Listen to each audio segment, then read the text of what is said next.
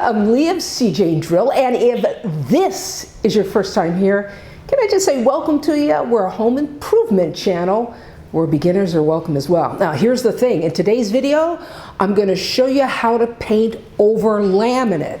Doesn't matter if it's a laminate piece of furniture, if it's a built-in like it is in our case, or whether or not it's kitchen cabinetry. The process is all going to be the same. So why don't we just jump right into it? Now before we start the cleaning process, because we're going to have to clean the drawers and the outside of the cabinet here, but before we do that, let's remove all the hardware first. Now that the hardware is removed, it's time to thoroughly clean the surface. Now I'm using crud cutters, but you can use something as simple as trisodium phosphate. That's a good degreaser and cleaner as well. Now you'll want to clean the surface with a mild abrasive scouring pad like this one here, and then dry it off thoroughly once you've cleaned the surface.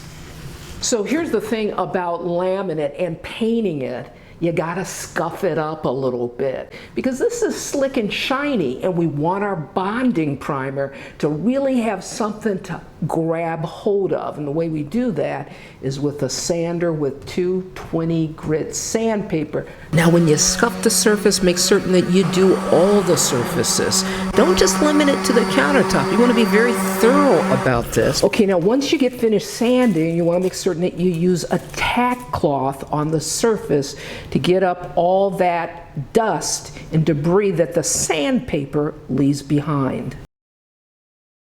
Now once you've cleaned the surface and you've scuffed it up a little bit with sandpaper, well then it's time to paint. But you've got to prime it first, and you can't just use any old kind of primer. You need a bonding primer like this here, and there's no getting around it, folks.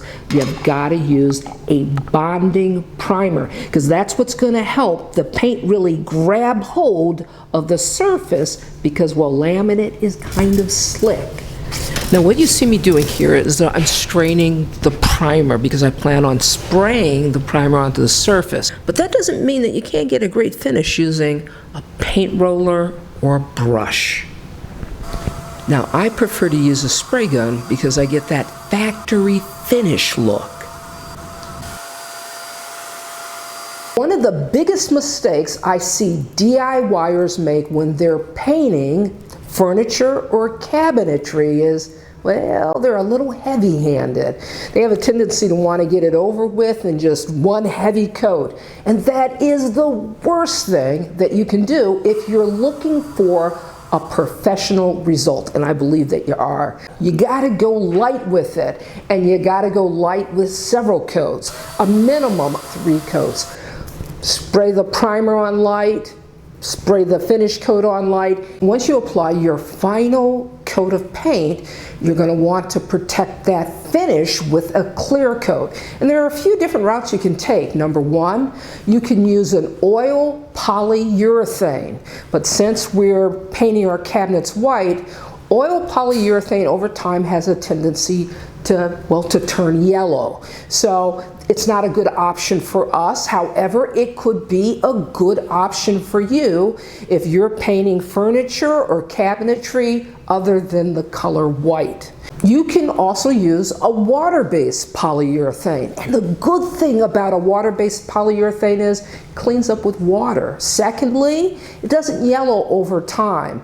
But the downside to a water-based polyurethane is longevity. It just doesn't last as long as a polyurethane that's oil-based. Now what we're choosing to use is we're using a spar urethane. This is the route we're going to take because it's incredibly protective. It doesn't yellow over time, but the downside could be if you're using it in a kitchen, it's not food safe. Since we're doing a piece of furniture, it's a built-in, it just is not a factor to us. So these are the things you want to consider if you're doing a kitchen. Just make certain that the finish that you use, well, that it's food safe.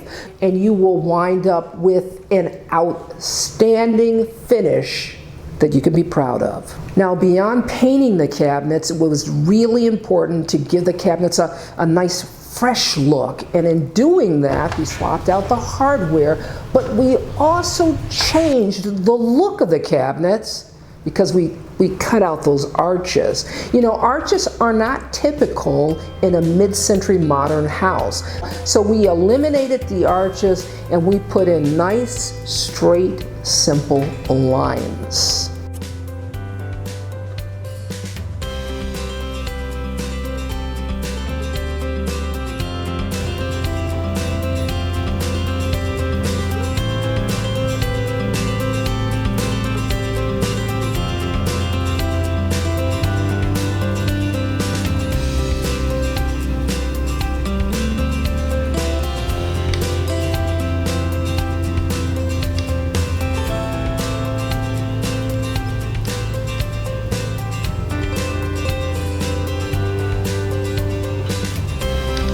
If you'd like to learn how to use a paint sprayer, you may want to check out this video here.